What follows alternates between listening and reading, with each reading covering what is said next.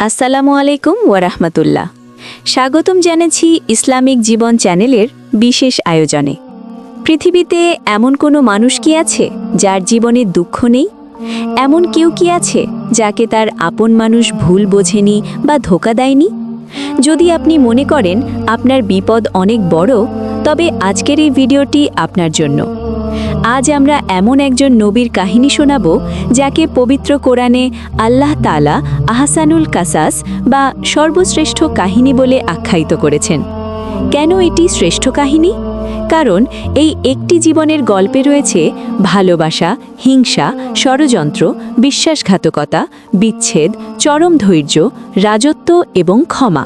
তিনি ছিলেন একজন নবী, কিন্তু তার ভাইয়েরাই তাকে হত্যার পরিকল্পনা করেছিল। তিনি ছিলেন পবিত্র, কিন্তু তাকে চরিত্রহীনতার অপবাদ দেওয়া হয়েছিল। তিনি ছিলেন নির্দোষ, তবু বছরের পর বছর জেলের অন্ধকার কুঠুরিতে কাটিয়েছেন। তিনি আর কেউ নন, তিনি হজরত ইউসুফ আলাইহিসসালাম। কিভাবে এক এতিম অসহায় বালক কুয়ার অন্ধকার থেকে উঠে এসে মিশরের প্রতাপশালী শাসক হলেন? চলুন সেই রোমাঞ্চকর এবং শিক্ষণীয় ইতিহাসের পাতায় প্রবেশ করি। কাহিনীর শুরু হয় হজরত ইয়াকুব আলাইহিসসালামের ঘর থেকে। তার 12 জন সন্তান ছিল, কিন্তু ছোট ছেলে ইউসুফ ছিলেন অনন্য। তার চেহারা ছিল চাঁদের মতো উজ্জ্বল, আর স্বভাব ছিল ফেরেশতাদের মতো পবিত্র। একদিন ছোট্ট ইউসুফ দৌড়ে বাবার কাছে এসে বললেন, বাবা, আমি আজ এক অদ্ভুত স্বপ্ন দেখেছি। আমি দেখলাম 11টি নক্ষত্র এবং সূর্য ও চাঁদ আমাকে সিজদা করছে। হজরত ইয়াকুব আলাইহিসসালাম ছিলেন আল্লাহর নবী। তিনি মুহূর্তেই বুঝে ফেললেন এই স্বপ্ন সাধারণ নয়। আল্লাহ ইউসুফকে ভবিষ্যতে অনেক বড় সম্মান এবং নবুয়ত দান করবেন। তিনি আদর করে ছেলেকে বললেন, বাবা ইউসুফ, সাবধান, এই স্বপ্নের কথা তোমার ভাইদের ভুলেও বলো না। শয়তান মানুষের প্রকাশ্য শত্রু, সে তোমার ভাইদের দিয়ে তোমার ক্ষতি করাতে পারে। কিন্তু হিংসার আগুন কি আর চাপা থাকে? ইউসুফ আলাইহিসসালামের 10 জন সৎ ভাই লক্ষ্য করল যে তাদের বাবা ইউসুফকে একটু বেশিই ভালোবাসেন। শয়তান তাদের কানে কুমন্ত্রণা দিল। তারা নিজেদের মধ্যে সলা পরামর্শ করতে বসল। কেউ বলল, ইউসুফকে মেরে ফেলো। কেউ বলল, না, তাকে অনেক দূরের কোনো দেশে ফেলে এসো, যেন সে আর ফিরতে না পারে। তাহলে বাবার ভালোবাসা শুধু আমাদের জন্যই থাকবে। চিন্তা করুন, ক্ষমতার লোভ বা অর্থের লোভ নয়, শুধুমাত্র বাবার ভালোবাসার হিংসায় তারা নিজের ভাইকে হত্যার পরিকল্পনা করল। অবশেষে তারা সিদ্ধান্ত নিল তাকে হত্যা না করে কোনো গভীর কুয়ায় ফেলে দেওয়া হবে। পরিকল্পনা মতো ভাইরা হজরত ইয়াকুব আলাইহিসসালামের কাছে এসে আবদার করল, বাবা, ইউসুফকে আমাদের সাথে খেলতে দিন, আমরা তাকে দেখে রাখব। বাবা প্রথমে রাজি হননি, তার মন কুড়াক ছিল।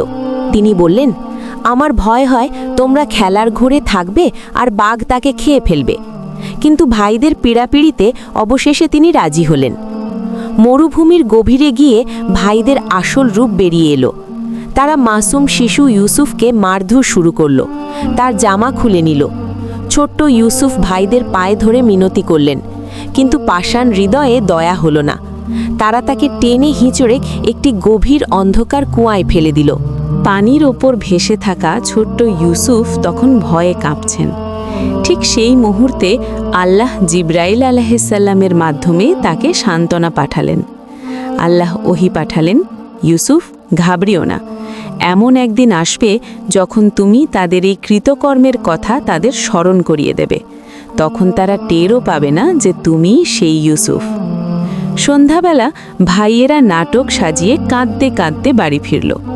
তারা ইউসুফের জামায় একটি ছাগলের রক্ত মেখে বাবার সামনে ধরল। বলল, বাবা, আমরা দৌড় প্রতিযোগিতা করছিলাম আর ইউসুফকে মালপত্রের কাছে রেখেছিলাম। এসে দেখি নেকড়ে বাঘ তাকে খেয়ে ফেলেছে। হজরত ইয়াকুব আলাইহিসসালাম জামাটি হাতে নিলেন। তিনি দেখলেন জামাটি রক্ত মাখা, কিন্তু কোথাও ছেঁড়া নয়। তিনি বুঝতে পারলেন এটি মিথ্যা নাটক। বাঘ যদি খেয়েই ফেলত, তবে জামা কি আস্ত থাকত? শোকে পাথর হয়ে তিনি বললেন, ফাসাবরুন জামিল, আমার জন্য উত্তম ধৈর্য শ্রেয়। তোমরা যা বলছো সে বিষয়ে আমি একমাত্র আল্লাহর সাহায্য চাই। সন্তানের শোকে কাঁদতে কাঁদতে তিনি দৃষ্টিশক্তি হারিয়ে ফেলেন। এদিকে কুয়ার পাশে এক বণিকের কাফেলা এসে থামল। পানি তোলার জন্য বালতি ফেলতেই উঠে এলো অপরূপ সুন্দর এক বালক।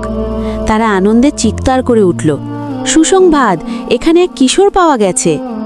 তারা ইউসুফ আলাইহিসসালামকে উদ্ধার করল ঠিকই, কিন্তু মানুষ হিসেবে নয়, পণ্য হিসেবে। তারা তাকে মিশরের বাজারে নিয়ে গেল। মিশরের তৎকালীন অর্থমন্ত্রী, যাকে কোরআনে আজিজে মিসর বলা হয়েছে, তিনি ইউসুফকে সামান্য কিছু মুদ্রার বিনিময়ে কিনে নিলেন। তিনি তার স্ত্রী জুলাইখাকে বললেন, এই ছেলেটিকে সম্মানের সাথে রাখো, আশা করি সে আমাদের উপকারে আসবে, অথবা আমরা তাকে দত্তক হিসেবে গ্রহণ করব। আল্লাহর কি বিচিত্র খেলা! সকালে যিনি ছিলেন নবীর আদরের দুলাল, বিকেলে তিনি কুঁয়ার কয়েদি, আর সন্ধ্যায় তিনি মিশরের রাজপ্রাসাদের বাসিন্দা। ইউসুফ আলাইহিসসালাম সেখানে বড় হতে লাগলেন। আল্লাহ তাকে প্রজ্ঞা, জ্ঞান এবং অতুলনীয় সৌন্দর্য দান করলেন। বলা হয়ে থাকে, পৃথিবীর অর্ধেক সৌন্দর্য দিয়ে হজরত ইউসুফ আলাইহিসসালামকে সৃষ্টি করা হয়েছিল। ইউসুফ আলাইহিসসালাম যখন পূর্ণ যৌবনে পদার্পণ করলেন, তখন এক কঠিন পরীক্ষার মুখোমুখি হলেন। আজিজে মিসরের স্ত্রী জুলাইখা ইউসুফ আলাইহিসসালামের রূপে মুগ্ধ হয়ে তাকে পাপ কাজের জন্য আহ্বান করল। একদিন সে ঘরের দরজা বন্ধ করে ইউসুফ আলাইহিসসালামকে ডাকল। কিন্তু ইউসুফ আলাইহিসসালাম ছিলেন আল্লাহর নবী। তিনি বললেন, মাআজ আল্লাহ, আমি আল্লাহর আশ্রয় চাই। আমার রব আমাকে সম্মানিত স্থান দিয়েছেন, আমি জালেমদের অন্তর্ভুক্ত হতে পারি না। তিনি দরজার দিকে দৌড় দিলেন। জুলাইখা পেছন থেকে তার জামা টেনে ধরল এবং জামাটি পেছন দিক থেকে ছিঁড়ে গেল। দরজার ওপাশেই দাঁড়িয়েছিলেন আজিজে মিসর। জুলাইখা নিজেকে বাঁচাতে দোষ চাপালো ইউসুফের ওপর, কিন্তু আল্লাহর ইশারায় জুলাইখার পরিবারের এক সাক্ষী প্রমাণজ যে জামা যেহেতু পেছন থেকে ছেঁড়া, তাই ইউসুফ নির্দোষ। এই ঘটনা চাপা থাকল না। শহরের ধনী নারীরা জুলাইখাকে নিয়ে কানাঘুষা শুরু করল। জুলাইখা তাদের জব্দ করার জন্য এক ভোজসভার আয়োজন করল। প্রত্যেক নারীর হাতে একটি করে ধারালো ছুরি আর ফল দেওয়া হলো। এরপর জুলাইখা ইউসুফ আলাইহিসসালামকে বললেন তাদের সামনে দিয়ে হেঁটে যেতে। ইউসুফ আলাইহির নূরের মতো চেহারা দেখে নারীরা এতটাই অভিভূত হয়ে গেল যে তারা ফল কাটতে গিয়ে নিজেদের হাত কেটে ফেলল, কিন্তু টেরও পেল না। তারা বলে উঠল, এ কোনো মানুষ নয়, এ তো নিশ্চিত কোনো সম্মানিত ফেরেশতা। তবুও জুলাইখার জিদ এবং সমাজের উচ্চবিত্তদের সম্মান বাঁচাতে নির্দোষ ইউসুফ আলাইহিকে জেলখানায় পাঠানো হলো। জেলখানা হয়ে উঠল ইউসুফ আলাইহির ইবাদতের জায়গা। তিনি সেখানে কয়েদিদের ভালো কথা শোনাতেন। তার সাথে জেলখাট ছিল রাজার 2 কর্মচারী। একদিন তারা স্বপ্ন দেখল। একজন দেখল সে বাদশাকে মদ পান করাচ্ছে, অন্যজন দেখল তার মাথায় রুটির ঝুড়ি আর পাখি তার ঠুকরে খাচ্ছে। ইউসুফ আলাইহিসসালাম তাদের স্বপ্নের ব্যাখ্যা দিলেন। তিনি বললেন, তোমাদের প্রথম জন মুক্তি পেয়ে আবার চাকরি পাবে, আর দ্বিতীয় জনকে শুলে চড়ানো হবে, এবং ঠিক তাই হলো। মুক্তি পাওয়ার আগে ইউসুফ আলাইহিসসালাম ওই ব্যক্তিকে বলেছিলেন, বাদশার কাছে আমার কথা উল্লেখ করো, আমি বিনা অপরাধে বন্দী। কিন্তু শয়তান তাকে ভুলিয়ে দিল। ফলে ইউসুফ আলাইহিসসালামকে আরও কয়েক বছর, প্রায় 7 থেকে 9 বছর জেলে থাকতে হলো। এটি ছিল আল্লাহ পক্ষ থেকে আরেকটি পরীক্ষা, যাতে ইউসুফ আলাইহিসসালাম আল্লাহ ছাড়া আর কারো কাছে সাহায্য না চান। অবশেষে আল্লাহর নির্ধারিত সময় এলো। মিশরের বাদশাহ এক ভয়াবহ স্বপ্ন দেখলেন। 7টি রুগ্ন গরু 7টি হৃষ্টপুষ্ট গরুকে খেয়ে ফেলছে, এবং 7টি সবুজ শীষ ও 7টি শুকনো শীষ। রাজ্যের বড় বড় পণ্ডিতরা ব্যর্থ হলো এর ব্যাখ্যা দিতে। তখন সেই মুক্তিপ্রাপ্ত কর্মচারীর ইউসুফ আলাইহিসসালামের কথা মনে পড়ল। অনুমতি নিয়ে সে জেলখানায় গেল। ইউসুফ আলাইহিসসালাম স্বপ্নের ব্যাখ্যা দিলেন এবং সমাধানের পথও বলে দিলেন। তিনি বললেন, টানা 7 বছর প্রচুর ফলন হবে, এরপর 7 বছর ভয়াবহ দুর্ভিক্ষ আসবে।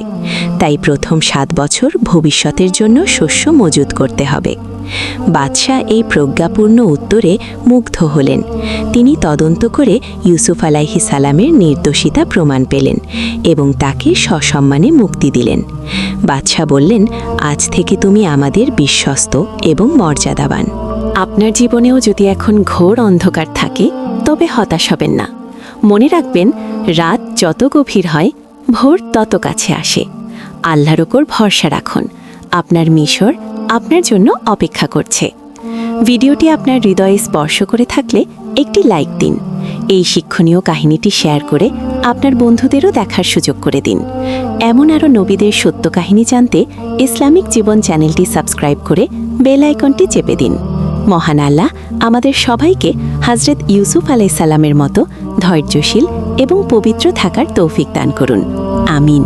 দেখা হবে আগামী ভিডিওতে। আসসালামু আলাইকুম।